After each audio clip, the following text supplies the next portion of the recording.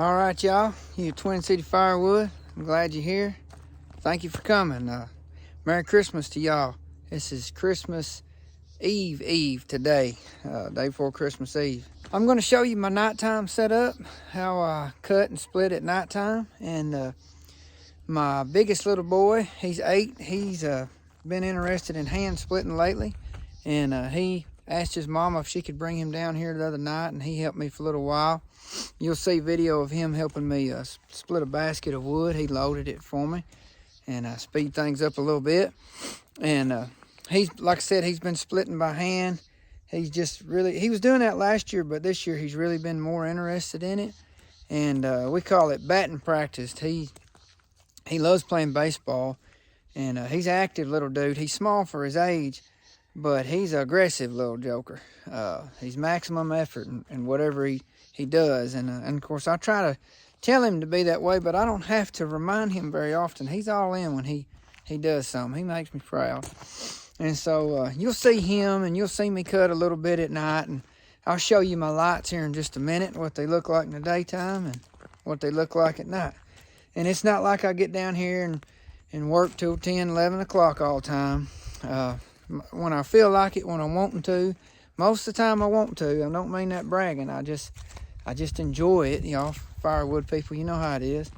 But mainly I try to come down here when I'm not missing much at home. I'm not trying to fool you and act like I work all the time and down here late nights, you know, working. So I'll show you these lights right quick. A little 100-watt LED light I use helps me cut and split when I'm working right in here. And then this is a 400-watt metal halide light, and we set that pole and put it on there. I'll tell you a little more. But 400-watt metal halide floodlight, you see a lot of those at business parking lots and things. That's what it looks like in the daytime. This is what it looks like at nighttime.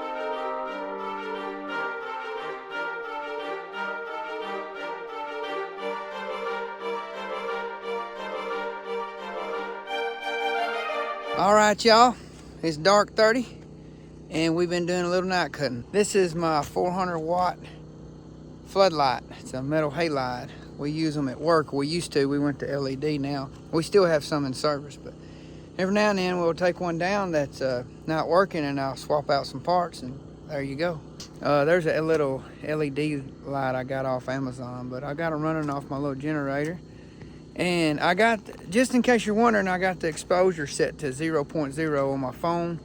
It does look a little better on the phone than it does in real life. It's a little bit darker out here, but I could read a book right here if I wanted to. And so I can cut some and I can split some. There's shadows that give me trouble when I'm cutting, depending on what side of the pile I'm on, but splitting ain't much trouble. So I'm pretty happy with it. I work, if y'all hadn't been following along, I'm a lineman for a utility company, power company. And so we can use digger trucks or equipment as long as we're not making money with them. So set that pole right there with the digger truck.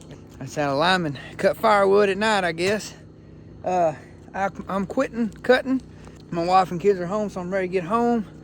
I'm sweating, but the main reason, I ain't gonna lie, is my earbuds battery died on me. And I need some music to listen to. And it was time for me to quit anyway. It's about 6:30. I need to get on home, see my kids and stuff. But I got a little pile cut up. See if I can't piece a little video together. Thank y'all for watching. You're welcome here anytime, day or night on the channel.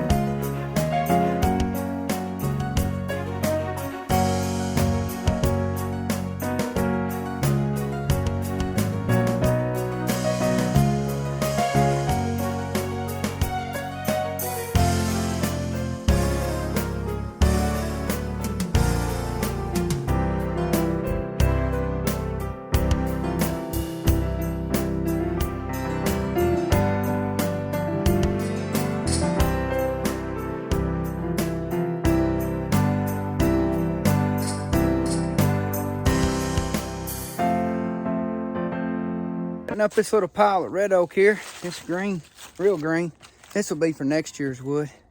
And my little 562 was ripping now. And I ain't trying to pat myself on the back, but that's the first time I've cut with it since I sharpened it last. And boy, it had a good edge on it. Like I said, I ain't trying to brag, but there's nobody here for me to tell, so I gotta tell somebody.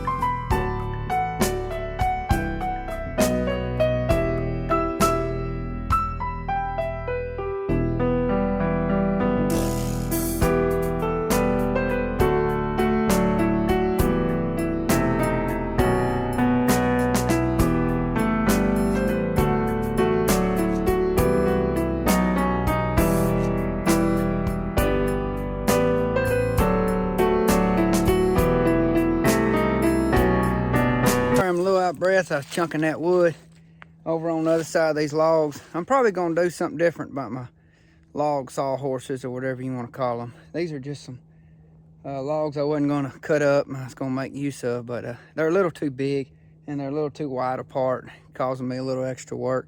Yeah, but it's working okay. I just think I can improve it. Everybody knows about this Fiskars. I think it's an XA22. I've got two of them. I love them. This is something I think I seen the man Buck and Billy Ray using, and it's handy for smaller pieces or even a little bit bigger pieces when you're just chunking them. I picked this one up at like a primitive store here in town. They've gone out of business recently. I hate that, but my daddy, he used to have an antique store, and he's got a lot of primitive stuff, still does, and that thing is nice. I sharpened the edges, and it's got to be the right size though, and you can just use it one-handed. Like you can, I don't have a piece right here, but you can kind of use one hand and pick up on it.